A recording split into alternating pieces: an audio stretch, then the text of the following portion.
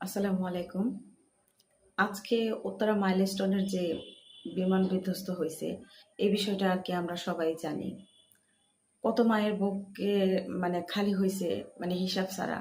আজকে সারাদিন আমি যখন নিউজটা দেখছি, তারপর থেকে আমার একটা মিনিটের জন্য আমার ভালো লাগতেছে না যে উত্তরের মতো এত ঘনবসতি এরিয়ায় এইরকম মানে বিমানের ট্রেনিং সেন্টার খুলে নিতে হইলো। এটা জিনিসটা অন্যরকম না? মৃত্যু তো আছেই স্বাভাবিক। আমরা জানি যে আগুনে হাত দিলে আমাদের হাতটা পুড়ে যাবে।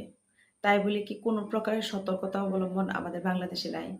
আমাদের নিজেদের বাড়িতেও নিরাপত্তা নাই। প্রত্যেকটা মানুষেরই জীবন থাকলে মৃত্যু হবেই। কিন্তু তারপরেও কিছু, কিছু ক্ষেত্রে যে মানুষের যে মৃত্যুর যে নিউজটা আমরা দেখতেছি, সেগুলা মেনে নেওয়ার মতো না। সত্যি অনেক খারাপ লাগতেছে। কত মা দুপুরে রান্না করে রাখছে, তারা বাচ্চাদেরকে খাওয়াবে বলে। বাচ্চারা আসবে, আর সেই বাচ্চাগুলো আসতেছে মৃত লাশ হয়ে।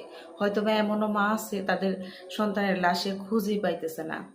কত মানুষ মারা গেছে, কত অভিভাবক মারা গেছে। কিছু কিছু ভিডিও ফুটেজে দেখলাম মানে বাচ্চাদের শরীর পুড়ে গেছে, আবার হচ্ছে চামড়া একদম ঝলসে গেছে, এরকম একটা অবস্থা। এত কষ্ট আর এত কান্না, আর মানুষ আছে ওইখানে ভিড় জমাচ্ছে, যার যার মধ্যে ভিডিও করতেছে। মানে সহযোগিতার হাত আমরা সবাই আসুন বাড়িয়ে দিই। এভাবে দূরের থেকে গিয়ে কি কতটুকু রক্ত দিয়ে, কতটুকু খাবার দিয়ে, পানি দিয়ে মানুষকে সহযোগিতা করা যায়, চিকিৎসা ব্যবস্থা দিয়ে, একটু সবাই মিলে আমরা যদি কিছুটা হলেও মানে একটা উপকার হবে। এই যে মায়েদের সন্তান হারানো হইল, তারা কি আর কখনো ফিরে আসবে? ওই বাচ্চাগুলা আমি আজকে ভারসাম্য হারিয়ে ফেলছি যে এই অবস্থা দেখে, যে কি থেকে কি হয়ে গেল। আমাদের বাংলাদেশের কোনো নিয়ম, কোনো কিছুই নাই। যে যার মতো চলতেছে। কোনো একটা সুন্দর যে একটা নিয়ম থাকবে, আমাদের বাংলাদেশের মতো নিকৃষ্ট নিয়ম আমার মনে হয় পৃথিবীর আর কোনো দেশে আছে কিনা জানি না। আর বেশি কিছু বললাম না।